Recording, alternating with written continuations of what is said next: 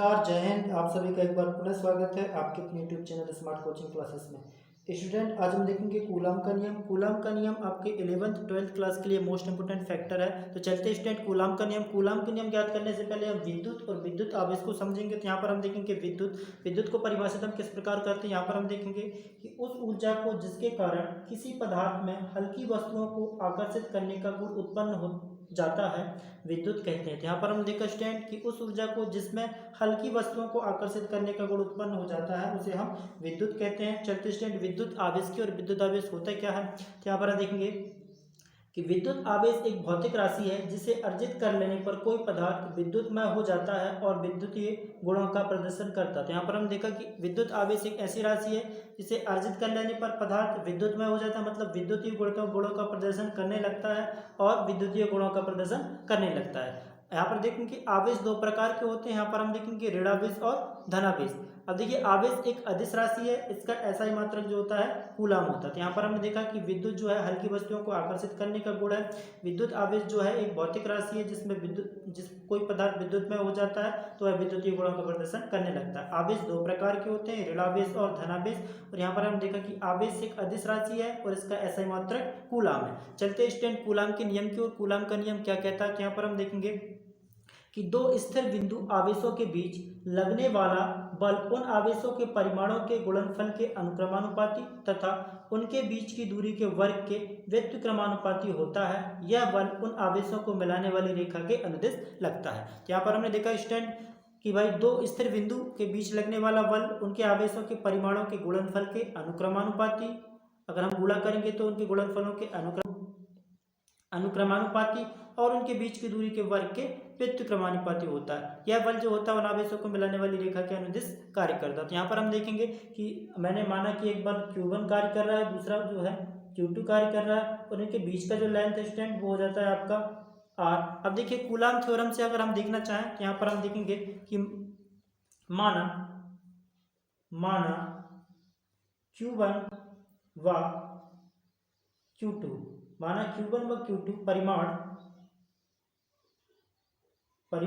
के दो बिंदु आवेश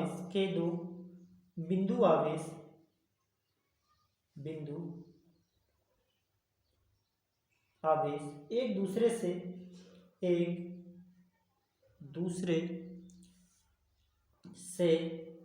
r दूरी पर स्थित हैं, तब उनके मध्य लगने वाला बल F हो।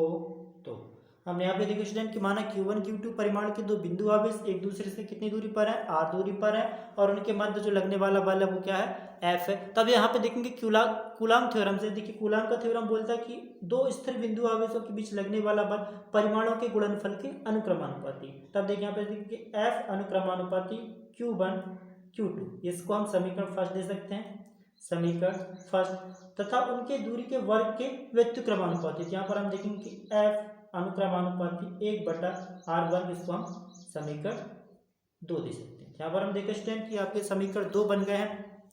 अब यहाँ पर देखेंगे समीकरण 1 व समीकरण 2 से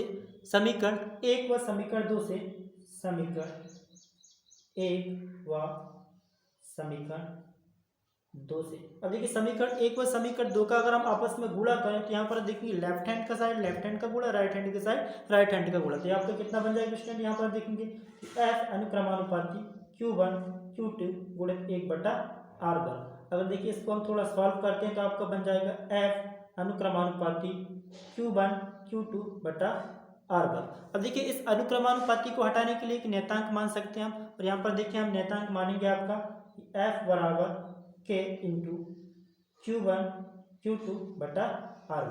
हमने देखिए आपका जो कूलम थ्योरम में वो निकल आया है F बराबर K इंटू Q1 Q2/r वर्ग। जहां आप देखिए जहां लिख सकते हैं कि जहां K क्या है आपका, जहां K एक अनुपातिक नियतांक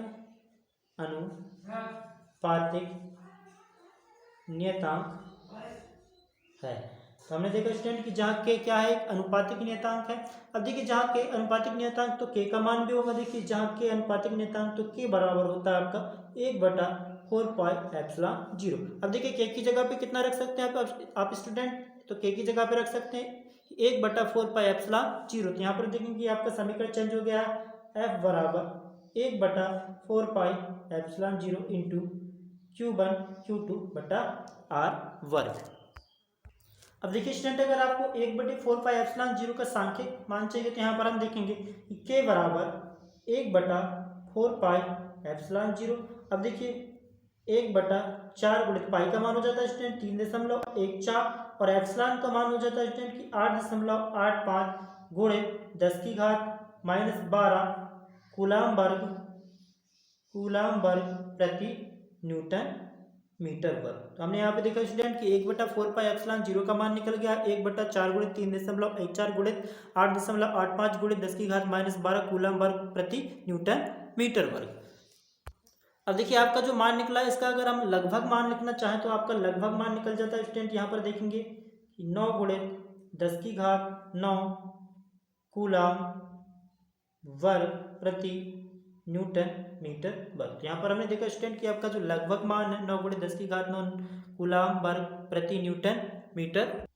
तो स्टूडेंट आपका 1/4πε0 चेंज हो गया 9 गुणित 10⁹ कूलाम वर्ग प्रति न्यूटन मीटर वर्ग। अब देखिए अगर हम इसको एफ के सापेक्ष मान रखना चाहें तो देखेंगे एफ बराबर 9 गुणित 10⁹ इंटू Q1 Q2/r²। यहाँ पे देखेंगे कि न्यूटन मीटर बटे कूलाम।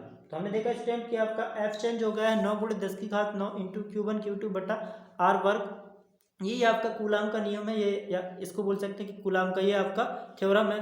तो आई होप स्टूडेंट आपको वीडियो पसंद आया होगा। अगर वीडियो पसंद आया आपको तो चैनल को लाइक कीजिए, शेयर कीजिए, सब्सक्राइब कीजिए। मिलते हैं अगली वीडियो पर, तब तक के लिए जय हिंद।